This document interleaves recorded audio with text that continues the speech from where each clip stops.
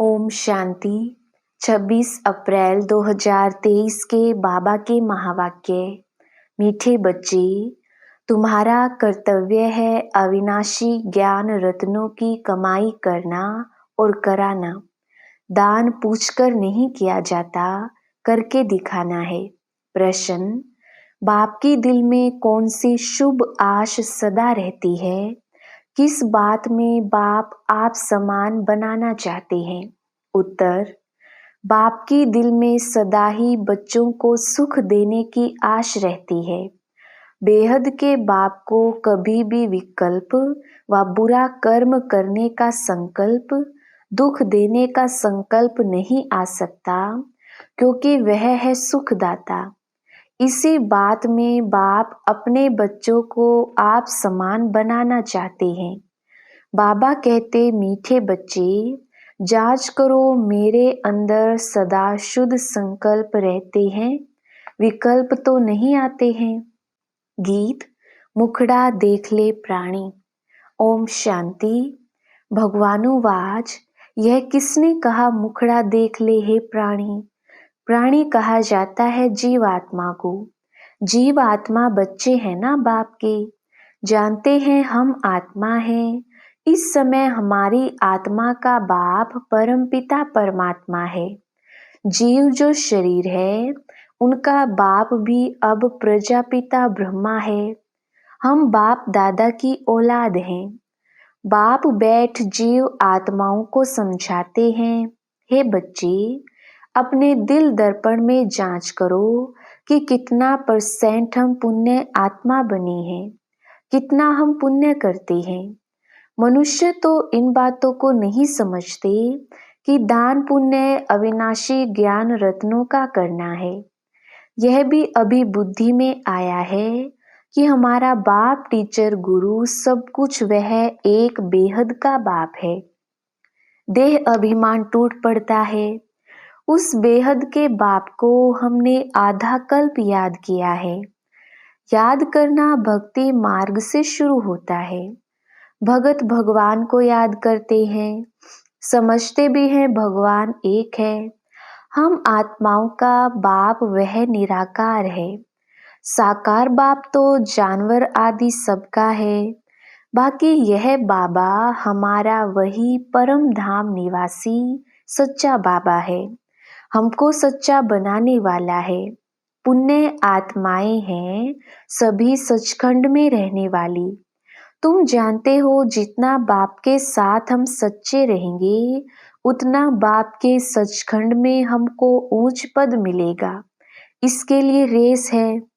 उस पढ़ाई से भी कोई बैरिस्टर बनता, कोई इंजीनियर बनता, कोई पक्का कोई कच्चा, कोई की आमदनी ₹1,00,000 तो कोई की 500 रुपया भी मुश्किल।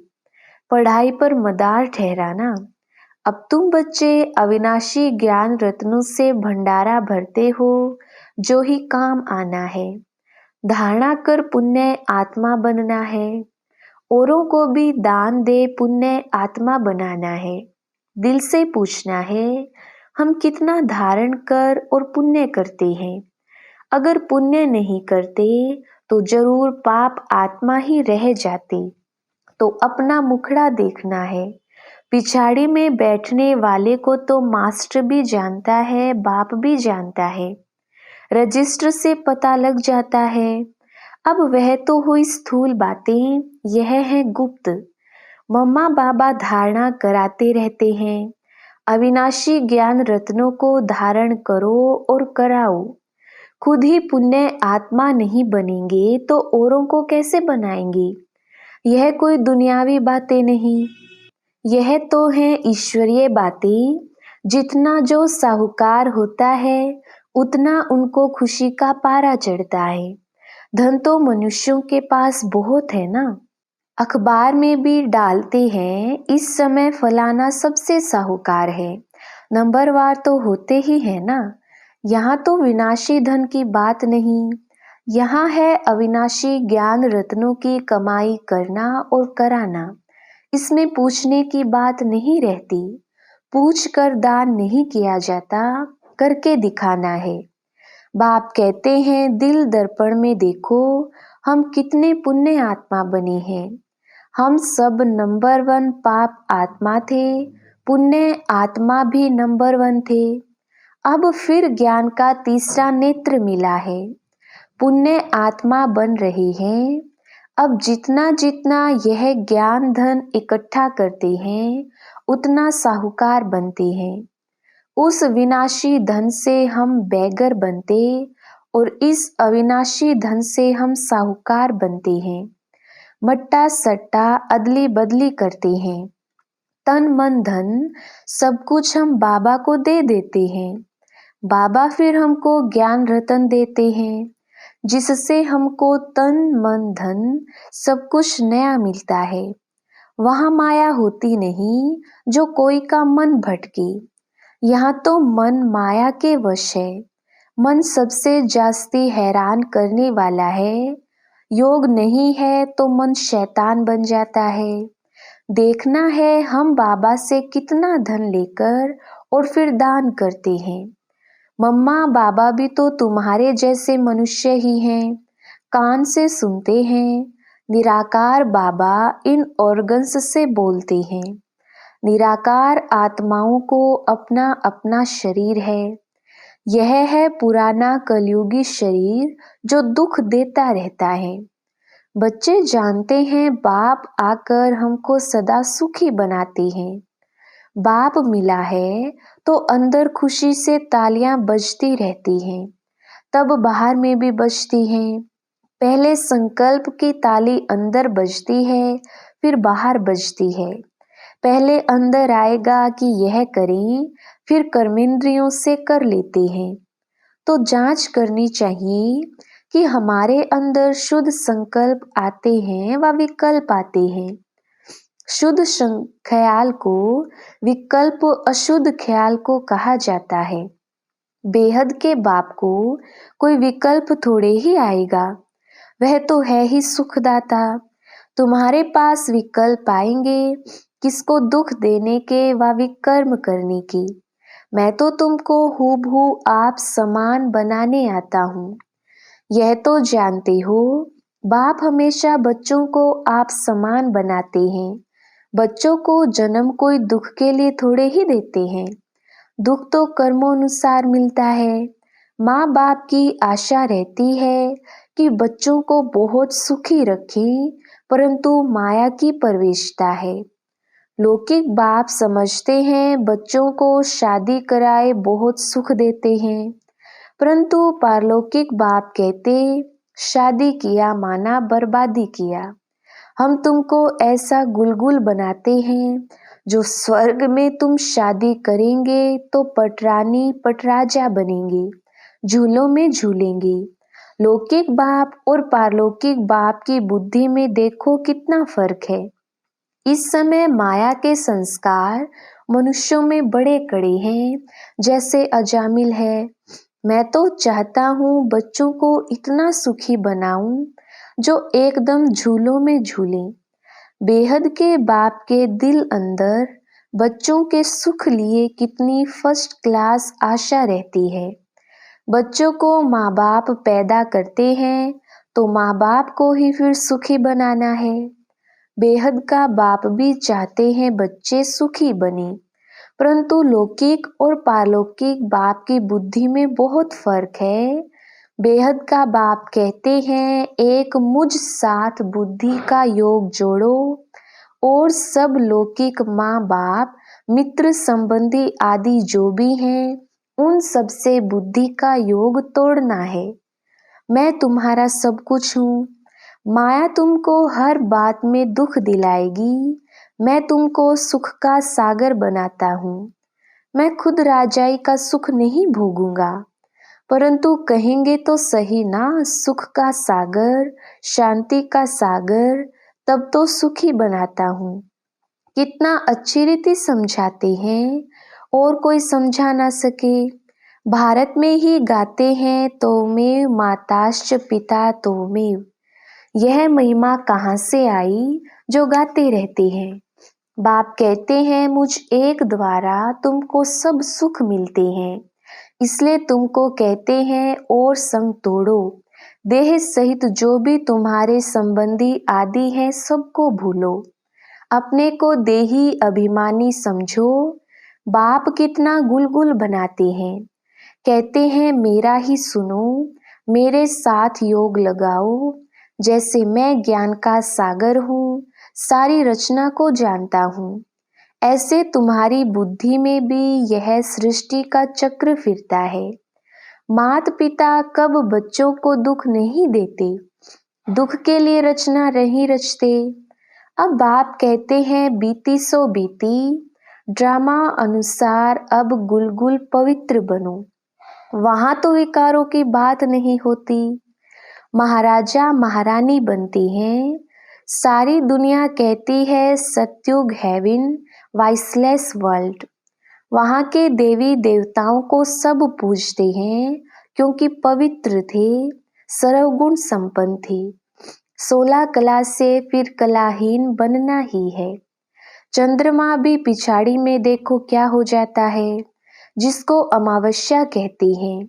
यह भी ऐसे ही है। मनुष्यों में कोई गुण नहीं रहा है। 16 कला तो क्या, एक कला भी नहीं रही है। एक कला भी ना रहने से इसको घोर अंधियारा कहा जाता है। फिर कलाएं आते आते 16 कला बन जाएंगी। अभी तुम कलाहीन काले बन पड़ी हो। ब्रह्मा की अंधियारी रात कही जाती है। ब्रह्मा को प्रजापिता कहा जाता है। तुम कहलाते हो ब्रह्मा कुमार कुमारी। पहले बीके की अंधियारी रात थी, अब सोजरे में आई हैं, फिर 16 कला बनती हैं। जो 16 कला सूर्यवंशी थे, उनकी कलाएं कम होती गई। अब फिर सब कलाएं धारण कर रही हैं। ऐसा धारण करते हैं जो सत्युग में 16 कला संपूर्ण बनती हैं। जैसे राजा रानी 16 कला संपूर्ण, वैसे ही लक्की स्टार्स यथा राजा रानी तथा प्रजा नंबरवार तो होते ही हैं। अभी तो राजाएं रंक बन गई हैं, रंक से ही फिर राजा बनेंगी। अब बाप कहते हैं इन सबको भूल अशरीरी बन जाओ।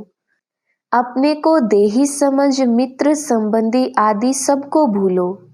अब तुम सब कुछ बलि चढ़ते हो। हम तुमको अविनाशी ज्ञान रतन देते हैं। एक एक रतन की वैल्यू कोई कर नहीं सकते।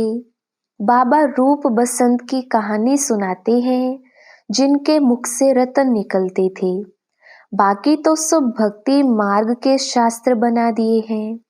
सदगति करने वाला एक ही बाप है, जो ज्ञान से तुम्हारी सदगति करते हैं। इसको ज्ञान अमृत भी कहा जाता है।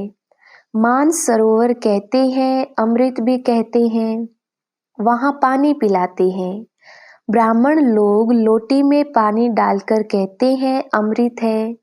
वास्तव में यह ज्ञान तो नॉलेज है। बाप कहते हैं लाडले बच्चे, तुम देही अभिमानी बनो, माया छोड़ेगी नहीं। तुम देही अभिमानी बनने की कोशिश करेंगे तो माया फिर देह अभिमानी बनाती रहेगी। यह लड़ाई नंबर 1 है। माया देह अभिमानी बनाए एकदम गड्ढे में डाल देती है, देरी नहीं करती। तो अपनी बुद्धि से काम लेना चाहिए। बाबा तो कहेंगे अच्छी रीति पढ़ो तो टीचर का भी नाम बाला होगा। बाप है इजाफा देने वाला। अच्छी रीति पढ़ने वाले को और पढ़ाने वाले को इजाफा मिलता है, वाह वाह निकलती है। पद भी ऊंच पाना है तो पहले पहले अपने दर्पण में देखो, हमारा बाप के साथ लव है? कितना मैं देही अभिमानी रहता हूँ, कितना मैं रात दिन पुरुषार्थ करता हूँ। देह अभिमान आने से यात्रा में खड़े हो जाते हैं। बाप को याद करना भूल जाता है तो और ही 2 कदम पीछे हट जाते हैं। एक तरफ फायदा होता है तो दूसरे तरफ नुकसान भी हो जाता है। देही अभिमानी बनते तो खाता भरता जाता है, माया कहाँ न कहाँ घाटा डाल देती है। रिस्पॉन्सिबल बच्चे अपने खाते का विचार रखते हैं, नहीं तो कोई देवाला मारते हैं। यह व्यापार ही ऐसा है जो जमा भी होता तो ना भी होता। माया भुला देती है ना, तो देखना है कितना बाप को याद करते हैं और कितना औरों को आप समान बनाते हैं। व्यापारी तो सब हिसाब रखते हैं, नहीं तो व्यापारी नहीं अनाड़ी हैं। कोई तो बहुतों को सुख देते हैं, बच्चे बाबा को लिखते भी हैं कि फलाने ने ऐसा तीर मारा जो मैं पाप आत्मा से पुण्य आत्मा बन गया। उन पर बलिहार जाते हैं। साथ में शरीर निर्वाह अर्थ कर्म भी करना है। गृहस्थ व्यवहार में रहते बाप से व्यापार भी करना है। योग बल से पापों को भस्म करना है, औरों को पुण्य आत्मा बनाना है। यह है सारा बुद्धि का काम। बुद्धि शालीन तब बनती है जब बाप को याद करते हैं, नहीं तो देह अभिमान में मित्र संबंधी याद आएंगे। माया छोड़ती नहीं है। शिव बाबा की मत पर चलते चलते श्रीमत को भी लात मार देते हैं, फिर पद भ्रष्ट बन जाते हैं। अंत में बहुत पछताएंगे, त्राही त्राही करेंगे। अच्छे अच्छे बच्चे तो सबके दिल पर चढ़ते हैं, नाम भी बाला करते हैं। पांडव सेना में कौन कौन महारथी हैं और कौन कौन उस सेना में महारथी हैं, तुम दोनों सेनाओं को जानते हो ना।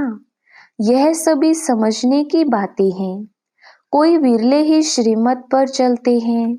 श्रीमत पर ना चलने के कारण बाप का नाम बदनाम करते हैं, अर्थात लात मारते रहते हैं। यह है सत का संग। एक दो को आप समान बनाए स्वर्ग का मालिक बनाते हैं। माया इतना पाप आत्मा बना देती है जो बाप को भी फारकती दे देते हैं। भक्ति मार्ग में सब सजनियां हैं, फिर बाप के रूप में अभी तुम बच्चे बने हो, फिर सजनी भी हो, तो सजनी को साजन की कितनी याद रहनी चाहिए। अच्छा, मीठे मीठे सिकिलधे बच्चों प्रति माता पिता बाप दादा का याद प्यार और गुड मॉर्निंग। रूहानी बाप के रूहानी बच्चों को नमस्ते। हम रूहानी बच्चों की रूहानी बाप दादा को याद प्यार गुड मॉर्निंग और नमस्ते जी। धारणा के लिए मुख्य सार। पहला पॉइंट, रूप बसंत बन मुख से ज्ञान रतन निकालने हैं। योग से अपनी बुद्धि को सालीम बनाना है।